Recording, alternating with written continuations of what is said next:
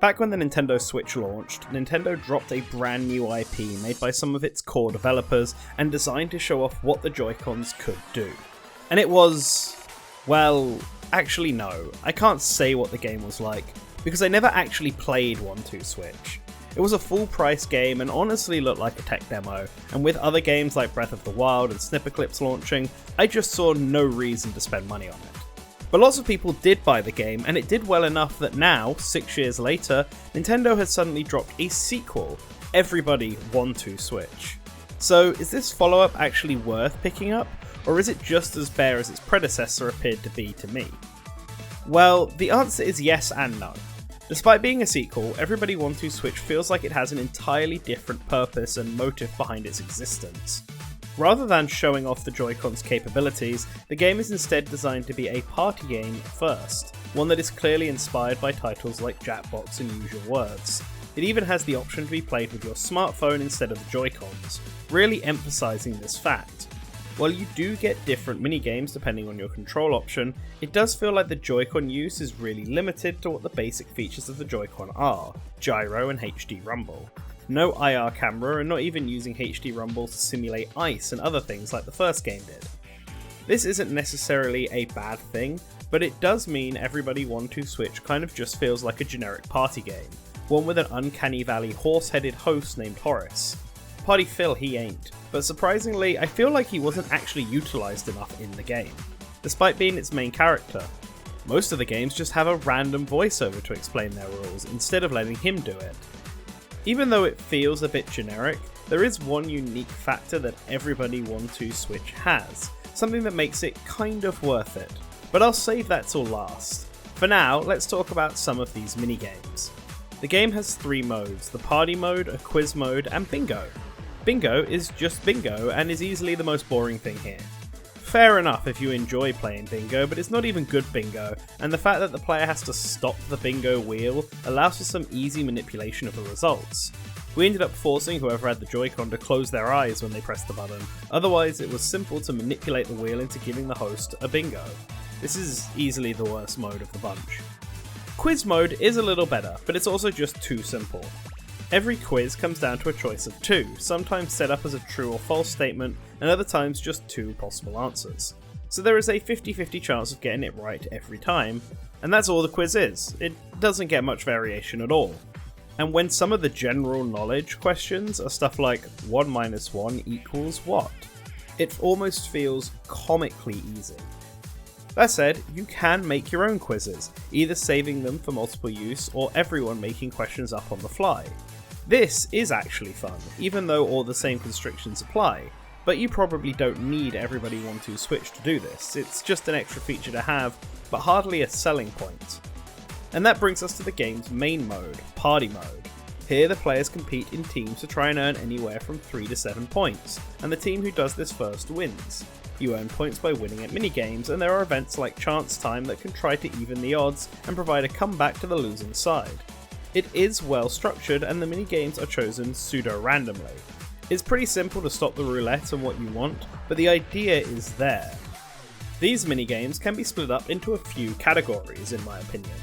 Games that require active physical movement like squats or a relay race, games that utilise the gyro to make the players mime or mimic actions like summoning aliens through dance or blowing up a balloon, games that make use of the space the player is playing in, like surrounding a person and throwing ninja stars at them, or hiding a Joy-Con in a room and having the other team search for it, and games that you can do from the sofa, like bingo or a generic quiz, which yes can show up here as well as in their own modes. Each of the minigames have up to 3 difficulty levels, and once you've played it once, you can then play them all individually in an options menu. The quality of these games varies greatly, and some of them require the use of a Joy-Con or phone in order to play.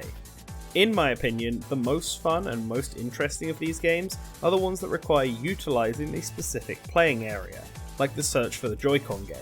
A particularly good minigame that we all enjoyed is the phone exclusive one, where players are given a colour and have to take a photo of something in that room that is that colour. The closest to getting the correct tone wins, and it's a really clever idea that forces the player to consider things like a room's lighting and looking for small details. It was a joy in a series of otherwise very bog-standard minigame ideas. Games like squats and hit bashing are fine minigames, but they're not super interesting as ideas and feel like they would fit better in a Mario Party game where there is more than just playing minigames one after another. The question that needs to be asked here then is, why would I pick Everybody Want to Switch over the games it's clearly inspired by? And the answer is that I would not. It could be an age demographic issue. This game is clearly designed at more traditional family units, whereas a game like Jackbox Party is designed more at friend groups. But ultimately, I just think the games in the latter are, on average, more fun and interesting than the games found in Everybody Want to Switch. There is one caveat to this though, that special feature that only Everybody Want to Switch has, and that is that it can support up to 100 players all at once. This is an insane and chaotic number of players, but it works really well and something that nothing else in this field is offering. Mind you, this can only be done on mobile phone mode. They're not expecting a single Switch to take 100 Joy-Cons, and while it can technically be played online, it's clearly meant to be done locally. Those adverts of them playing the game at events in huge venues is probably the best way to play this title, and that will be extremely limiting to most players. Still, as an option, it is there and it is cool. And it's not like Everybody Want to Switch isn't fun. I did have fun playing this game and so did my friends, but the problem is that almost any game can be fun in groups, even genuinely bad ones. Everybody Want to Switch isn't a badly made game from a technical aspect, but outside of some minigame ideas and the 100 player functionality, it really doesn't do anything to make itself stand out and be the go-to party game for anyone. If Everybody Want to Switch was on at a party and I was invited to play it, I probably wouldn't say no, but if I was hosting a party, I probably wouldn't make it my first choice of entertainment unless it really was a party of 30 plus friends. At least it's a budget title, somehow cheaper to buy than the original Want to Switch is currently. Did I have fun? Yes. Do I recommend it? A little. Would I play it over similar games of its type or even other party games? Absolutely not. And Horace is just going to have to live with that. Alright, I want to thank Nintendo for sending us this game to review. I'm curious to see how well it does. And anyone in the comments, if you have picked up this game, let me know what your thoughts were. It'd be interesting to hear some other opinions from people across the world. Up on screen right now are our patrons from the $5 up tier. You can join them by looking in the description and following the link to Patreon.